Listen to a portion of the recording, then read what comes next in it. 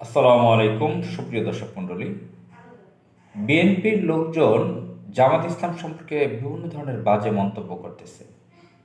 সামাজিক যোগাযোগ মাধ্যমে বিএনপির কেন্দ্রীয় অনেক নেতারা পর্যন্ত জামাত নিয়ে বাজে মন্তব্য করতেছে।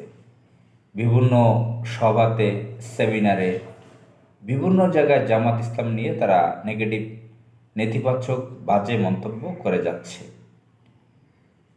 তো অপরদিকে জামাত ইসলামের কেন্দ্রীয় নেতারা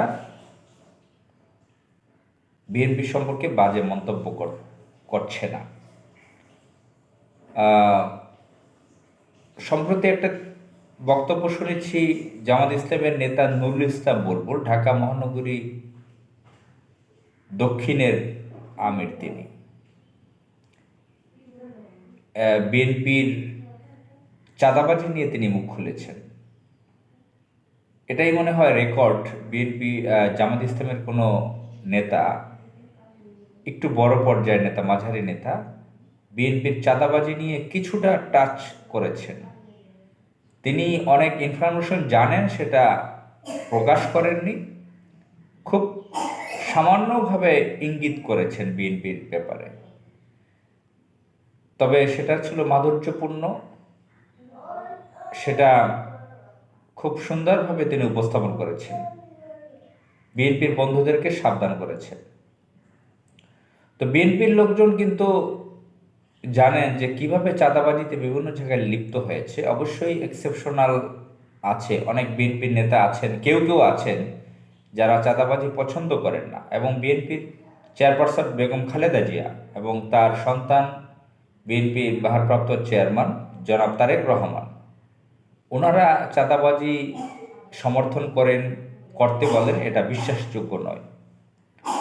বিএনপির একজন নেতা, ডক্টরেট করা, তিনি আমারও পরিচিত, বিদেশি বিভিন্ন বিশ্ববিদ্যালয় থেকে ডিগ্রি প্রাপ্ত, তিনিও খুব অতিষ্ঠ বিএনপির এই চাঁদাবাজির ব্যাপারে। তো বিএনপির লোকজন এখন এই যে চাঁদাবাজি করতেছে, বিভিন্ন জায়গায় মাস্তানি করতেছে, বিএনপির অনেক পরখাওয়া নেতারা, ত্যাগী কর্মীরা অনেকে জেল খেটেছেন, জীবন হারিয়েছেন, প্রাণ হারিয়েছেন, সম্পদ হারিয়েছেন, ঘর হারিয়েছেন, কিন্তু অধিকাংশই ছিলেন মির্জাফরের ভূমিকা, মোনাফিকির ভূমিকায়। তারা বিএনপি দলের জন্য তেমন কিছু করেন নাই। বিএনপি চেয়ারপারসন তাকে বাড়ি থেকে টেনে বের করেছে, অপমান অপদস্থ করেছে, কোনো প্রতিবাদ করে নাই। এদেশের গণতন্ত্র প্রতিষ্ঠার জন্য, শেখ হাসিনাকে তাড়াবার জন্য যথাযথ ভূমিকা রাজপথে রাখতে পারেনি।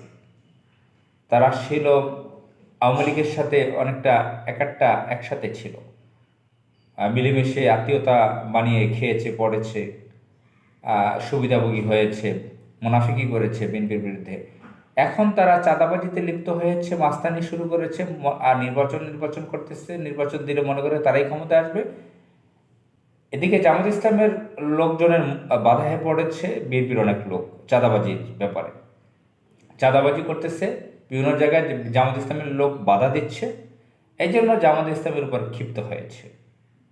জামাত ইসলামী সম্পর্কে অত্যন্ত কুরুচিপূর্ণ বাজে কথা বলে যাচ্ছে সামাজিক যোগাযোগ মাধ্যমগুলোতে, বিভিন্ন ব্যঙ্গাত্মক কার্টুন, বাজে, চরম বাজে মন্তব্য করতেছে। তো বিএনপি যে আসলে, বিএনপির লোকজন যে প্রথম শ্রেণীর মোনাফেক এবং আওয়ামী লীগের সহযোগী, সেটা বারবার প্রমাণ দিচ্ছে। আসসালামু আলাইকুম।